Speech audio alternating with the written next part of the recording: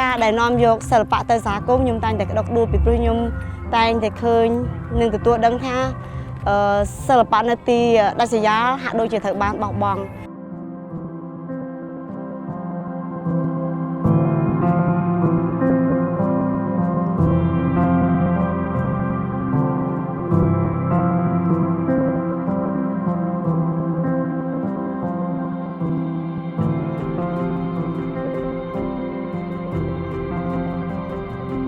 ចឹងហើយខ្ញុំអត់ដែរបានគិតអីឲ្យច្រើនជាងការនាំយកសិល្បៈទៅសហគមន៍ហើយសហគមន៍បញ្ជ្រាបសហគមន៍ហើយខ្ញុំគិតថានេះជាគោលសំខាន់ហើយវាជា grassroots ដែល important សម្រាប់ការរស់នៅ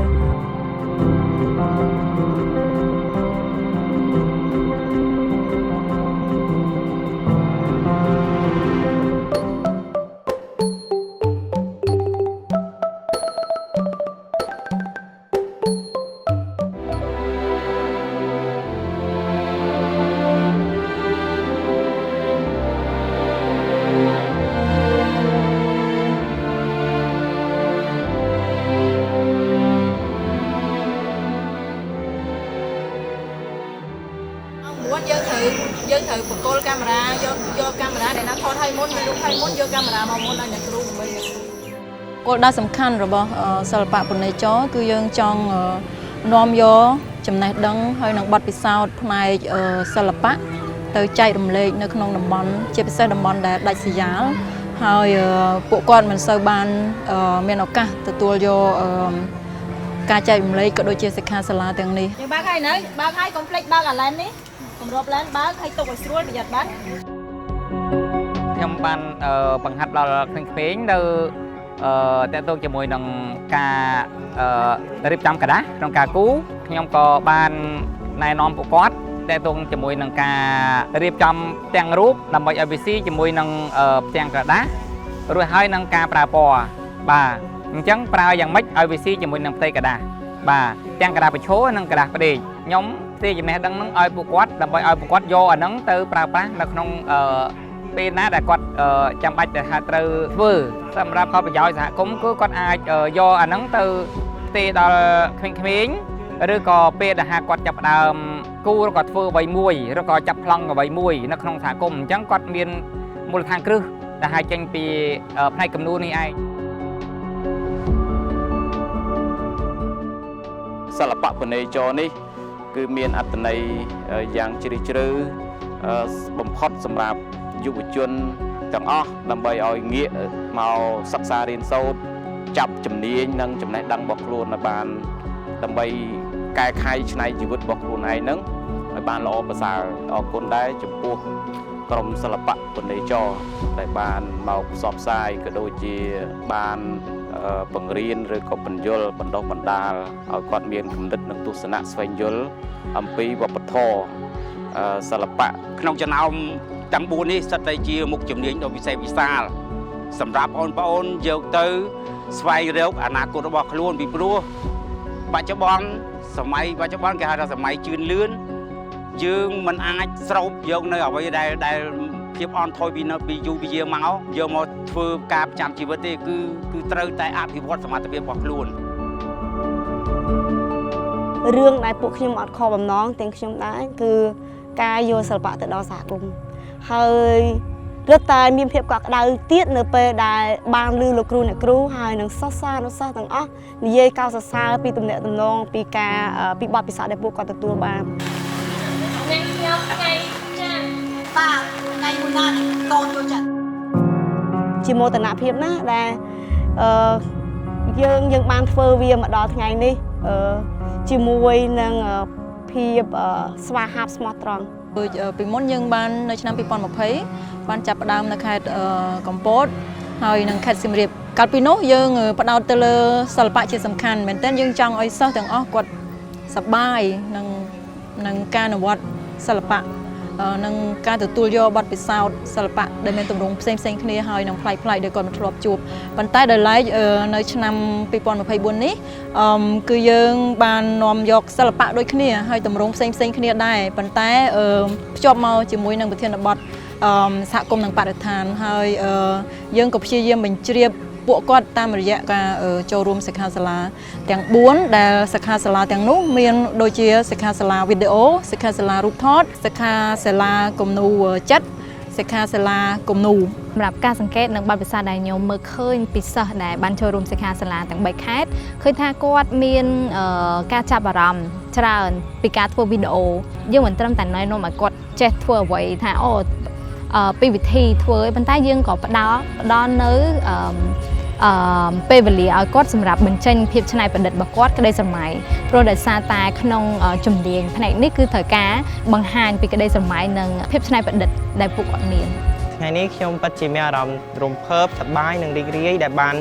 យល់ដឹងអំពីនៃការថតរូបនិងរៀនសិក្សាអំពីកាមេរ៉ានិងរៀនថតរូបនិងបរិស្ថានដែលលោកគ្រូអ្នកគ្រូបានបង្រៀន ខ្ញុំបានស្វែងយល់ពី stop motion យ៉ាងច្បាស់ហើយក៏ខ្ញុំមានអារម្មណ៍ថាសប្បាយចិត្តខ្លាំងដែរព្រោះកាលពីមុនខ្ញុំមិនស្គាល់ថា stop motion នេះគឺជាអ្វីទេ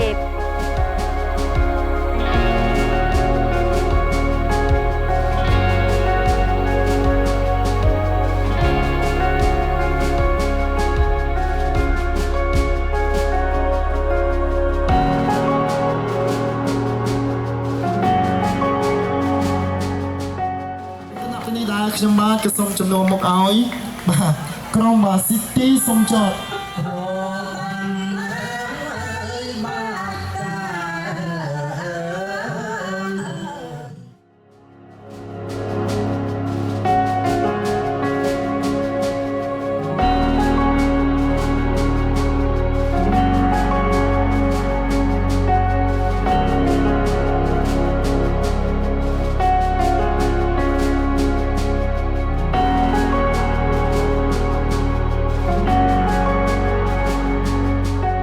ខ្ញុំយល់ឃើញថាកម្មវិធីបែបនេះវាកម្រនឹងកាត់ឡើងព្រោះទីទៅនិយាយធម៌មកខ្ញុំមិនដែលឃើញមានកម្មវិធីបែបនេះដែលអាចឲ្យ sponsor គាត់បានចូលរួមបង្ហាញស្នាដៃគឺខ្ញុំមានអារម្មណ៍ថាវាជាចាប់ផ្ដើមល្អហើយវាជាគំរូដល់អ្នកបន្តដែលគាត់គួរតែចាប់អារម្មណ៍មកកម្មវិធីបែបនេះ ខ្ញុំបានប្រាប់ម៉ាក់ប៉ាខ្ញុំពីសិល្បៈពាណិជ្ជហ្នឹងម៉ាក់ប៉ាខ្ញុំគាត់បាននិយាយថាសិល្បៈពាណិជ្ជមានសារៈប្រយោជន៍ចំពោះប្រជាជនយើងដូចជាការថែរក្សាការថែរក្សាធនធានធម្មជាតិព្រោះវាមានសារៈប្រយោជន៍ចំពោះជីវៈរស់ទាំងអស់នៅលើផែនដី ខ្ញុំឃើញការចូលរួមរបស់សហគមន៍ជាពិសេសសិក្សាសិស្សានុសិស្សហ្នឹងគឺថាគាត់ចូលរួមយ៉ាងសស្រាក់សស្រាំហើយគាត់មើលទៅគឺជាកម្មវិធីមួយដែលល្អមែនទែនសម្រាប់ពួកគាត់ក្នុងការចូលរួមរៀនសូត្រផ្សារភ្ជាប់សិល្បៈផ្សារភ្ជាប់នឹងសហគមន៍សិល្បៈផ្សារភ្ជាប់នឹងបរិស្ថានពីព្រោះថានៅពេលដែលយើងរៀបចំកម្មវិធីនេះគឺជាការរំលឹកទៅដល់បេះដូងរបស់គាត់ហើយនឹងការគិតរបស់គាត់ថាការរស់នៅរបស់យើងគឺមិនអាចកាត់ផ្ដាច់ពីធម្មជាតិទេ ពេលដែលយើងមានកម្មវិធីយ៉ាងទៅធ្វើឲ្យសិស្សហើយនឹងប្រជាជននៅក្នុងតំបន់ហ្នឹងគាត់មកចូលរួមជាមួយគ្នាមានការស្គាល់គ្នាហើយនឹងការផ្ដល់បទពិសោធន៍ទៅវិញទៅមកហើយពេលដែលកូនសិស្សខ្លួនឯងគាត់បានបង្កើតស្នាដៃរបស់គាត់ចឹងទៅវាអាចជួយជំរុញពីភាពក្លាហានក្នុងការបង្ហាញក្នុងការហើយចំពោះសិស្សមួយចំនួនដែលគាត់ឆ្លាញ់ខាងសិល្បៈប៉ុន្តែអត់មានឱកាសអញ្ចឹងទៅធ្វើវាជាការលើកទឹកចិត្តមួយដែលប្រោសភាពជំនាញទៅដល់ពួកគាត់ សិល្បៈពាណិជ្ជនេះដែលយើងទៅគឺផ្សារភ្ជាប់ទៅនឹងទស្សនវិស័យរបស់ NGO Forum របស់យើងគឺយើងចង់ឃើញការរស់នៅមួយប្រកបដោយសន្តិភាពភាពសម្បូររុងរឿងហើយនិងនិរន្តរភាពនៃមនុស្សនិងភពផែនដីហើយដោយសារសកម្មភាពពាណិជ្ជរបស់យើងគឺយើងចុះទៅធ្វើសិក្ខាសាលាជាមួយនឹងសហគមន៍ជាមួយសិស្សានុសិស្សជាមួយនឹងអ្នកពាក់ព័ន្ធនៅក្នុងទម្រង់សិល្បៈផ្សេងៗដែលជំរុញឲ្យពួកគាត់នឹងយល់អំពីសារៈសំខាន់នៃវប្បធម៌សារៈសំខាន់នៃសិល្បៈហើយឃើញថាជីវិតរបស់យើងម្នាក់ៗហ្នឹងគួររស់នៅប្រកបដោយសិល្បៈហើយទី2គឺតម្លៃនៃធម្មជាតិនឹងឯងគឺធ្វើឲ្យសហគមន៍ធ្វើឲ្យប្រជាពលរដ្ឋចាប់ផ្ដើមឃើញថាការចោលសម្រាមឬក៏ការកាប់បំផ្លាញព្រៃឈើឬក៏ការធ្វើសកម្មភាពណាមួយដែលធ្វើឲ្យបំផ្លាញនូវធនធានធម្មជាតិនោះគឺនឹងអាចធ្វើឲ្យផលជះមកលើជីវិតរស់នៅរបស់គាត់ប្រចាំថ្ងៃ ដែលមូលហេតុដែលខ្ញុំចង់ឲ្យកម្មវិធីហ្នឹងមានឲ្យបានច្រើនដោយសារខ្ញុំគិតថាកម្មវិធីនេះវាបានផ្សព្វផ្សាយដល់ប្រជាជនទូទៅឲ្យស្គាល់ពីអ្វីដែលល្អហើយអ្វីដែលអាក្រក់ដូចការថែរក្សាបរិស្ថានធម្មជាតិ កុំឲ្យវាកខិចអញ្ចឹងយើងត្រូវតែថែរក្សាវាឲ្យវាស្អាតនឹងមើលទៅឯជនជាតិគេដទៃឃើញមកគេថាអូប្រទេសនេះល្អ ខ្ញុំស្រឡាញ់ធ្វើការជាមួយនារីហើយខ្ញុំឃើញថាទីសំចតក្រុមទីសំចតហ្នឹងគាត់សិល្បករក្លាហានគាត់មានកំណត់ល្អមែនទែនហើយម្នាក់គាត់មាន concept របស់គាត់ជាអស្ចារ្យបានខ្ញុំចូលចិត្តធ្វើការជាមួយគាត់ជួយរក funding ពីព្រោះយើងធ្វើកម្មវិធីមួយយើងត្រូវចាយលុយយើងត្រូវធ្វើ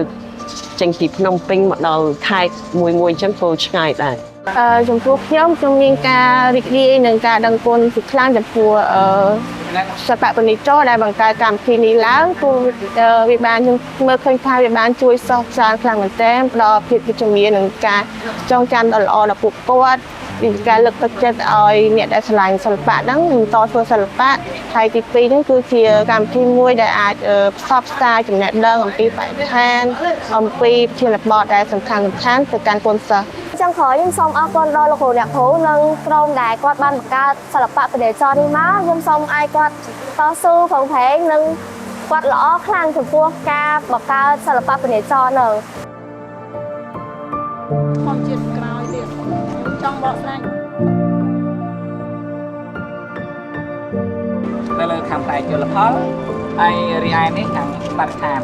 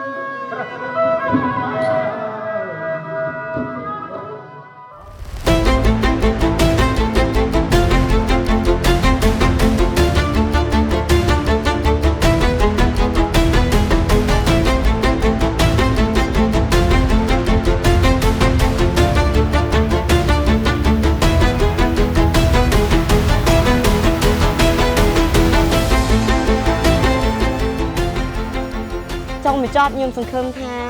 ដំណើរនំអតីតនឹងវែងឆ្ងាយហើយពួកយើងនឹងមានអ្នកចូលរួមផ្សេងៗទៀតច្រើនដោយមិនចាំបាច់ពីសិល្បករក្រុមទីសំចតអ្នកគ្រប់គ្នាអាចរួមដំណើរទាំងអស់គ្នាហើយបង្កើតចលនាមួយគឺនាំសិល្បៈទៅសហគមន៍ហើយនាំសហគមន៍ទូទាំងសកលលោកជាមួយនឹងសិល្បៈខ្មែរ